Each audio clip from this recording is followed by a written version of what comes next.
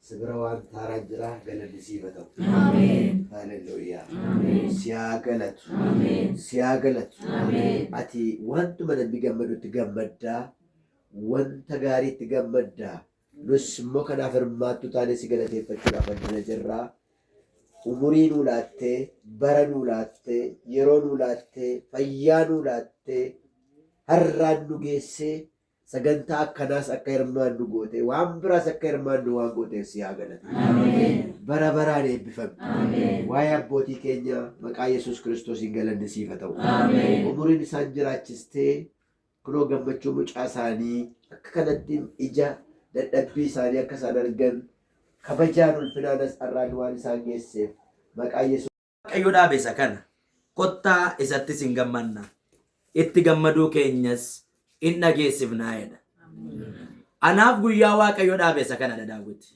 Guyyaan kun maatii kanaaf obboleessa Tigileedhaaf guyyaa Waaqayyo isaanii kennedha. Maatii kanaaf namoota jiran kanaaf guyyaa Waaqayyo dhaabe. Haleluuyaa. Mee guyyaa kanatti gammadaame. Gammada guyyaa. Tida balaa galata ilillee keessanii.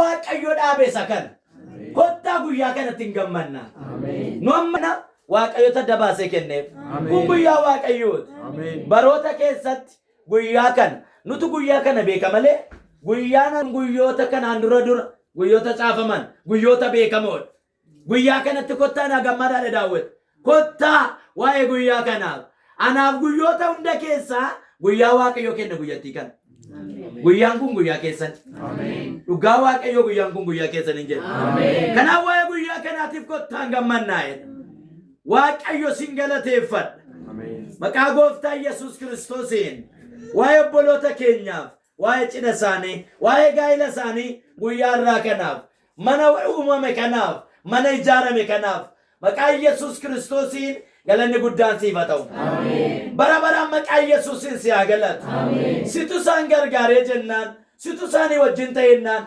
ayyaanni kee baay'annaafiin yaa waaqayyo hamma ammaatti eegdee maqaa Yesuusiin kanaaf si galateeffanna bara baraan si haa galatu bara baraan si haa galatu bara baraan si haa galatu haleluuyaa maqaa Yesuusiin si haa galatu haleluuyaa Laabaan gaafa Ribqaa eebbisan akkasidha eebbisan seera uumamaa 24 lakkoofsa 60 irraa keenan dubbisa yemmus yaa obboleettii keenya ati kumaatama ta'i sanyiin kee kara kellaa warra si jibbanii haa qabatu mandaroota isaanii